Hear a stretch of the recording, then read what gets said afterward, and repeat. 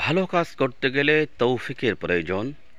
ভালো জায়গার সঙ্গে ভালো জিনিসের সঙ্গে সম্পর্ক তৈরি করতে গেলে তৌফিকের প্রয়োজন।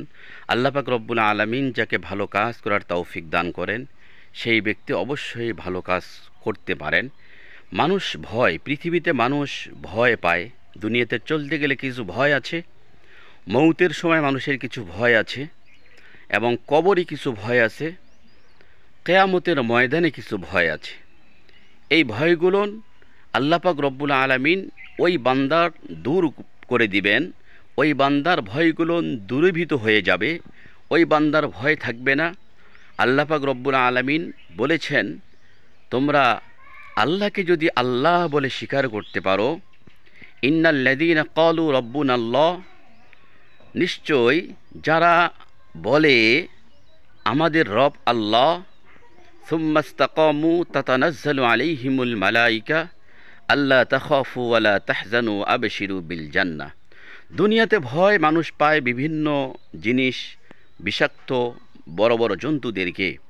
এই ভয় পেরিয়ে ওঠা এবং কবরে মৌত থেকে নিয়ে জান্নাত পর্যন্ত মানুষের কিন্তু একটা বিশাল সময়। এই সময়টার মধ্যেই যে ব্যক্তি পার হতে পারবে সেই ব্যক্তি কিন্তু ভালো, সেই ব্যক্তি কিন্তু পরীক্ষায় পাস, সেই ব্যক্তি কিন্তু জীবনে সফল কাম।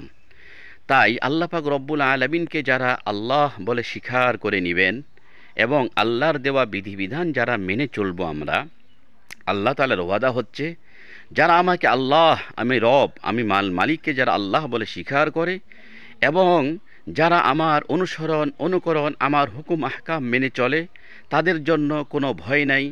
তোমরা কোনো ভয় করবে না, আল্লাহ তাখাফু ওয়ালা তাহজানু, তোমরা কোনো চিন্তা করবে না, ওয়াবশিরু বিল জান্নাহ। যখন মৌত চলে আসবে, মৌত চলে আসার সময় আল্লাহ পাক রব্বুল আলামিন কি করবেন? তাতানাজ্জালু আলাইহিমুল মালাইকা, সুসংবাদ দেনওয়ালা ফেরেশতাদেরকে সুসংবাদ দেওয়ার জন্য পাঠিয়ে দিবেন যে তুমি দুনিয়াতে ভালো কাজ করেছো, আল্লাহর হুকুম মেনেছো, নবীর তরিকা মেনেছো, তোমার জন্য কোনো ভয় নেই, তুমি কোনো চিন্তা করবে না। তোমার জান চলে যাওয়ার পরে, তোমার মৌত হওয়ার পরে তোমাকে সরাসরি আল্লাহ পাক রব্বুল আলামিন কোথায় দিবে?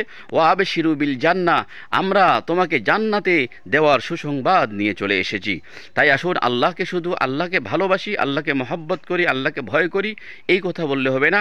আল্লাহর কাজগুলো পুঙ্খানুভাবে করে, আল্লাহর নৈকট্য অর্জন করে, আল্লাহর রাজি খুশি করে যদি আমরা কবরে যেতে পারি, আমাদের সেই রকম রাজি খুশি করায় যদি মৌত চলে আসে, অবশ্যই ফেরেশতাদের মাধ্যমে আমাদের জান্নাতের সুসংবাদ আল্লাহ দুনিয়াতে দান করবেন।